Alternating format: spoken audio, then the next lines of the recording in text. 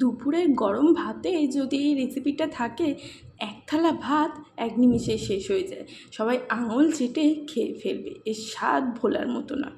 আজকের রেসিপি হলো আমার মাছের তেল দিয়ে একটা রেসিপি। চলুন তবে দেখে নিই আজকের এই রেসিপিটা। এখানে আমি ছোট ছোট বেগুন নিয়ে নিয়েছি। বেগুনগুলোকে আমি এইভাবে কেটে নিচ্ছি। এইভাবেই আমি আলুগুলোকেও কেটে নিয়েছি, ভালো করে ধুয়ে পরিষ্কার করে নিয়েছি। এখানে দিয়ে দিয়েছি সর্ষের তেল, কালো জিরে, শুকনো লঙ্কা আর রসুন। সব কিছু একটু নেড়ে চেড়ে দিয়ে দিয়েছি টুকরো টুকরো করে কেটে রাখা আলুগুলো। একটু আলুগুলো ভেজে নেওয়ার পর পেঁয়াজগুলো দিয়ে কিছুক্ষণের জন্য ভেজে নিয়েছি। হালকা নরম হয়ে এসছে, কেটে রাখা বেগুন, মাছের তেল আর কাঁচা লঙ্কা, একটু জিরে গুঁড়ো সব কিছু দিয়ে ভালো করে কিছুক্ষণের জন্য ভেজে নিচ্ছি। এইভাবেই এটাকে ঢাকা চাপা দিয়ে কম আঁচে এটাকে রান্না করতে হবে।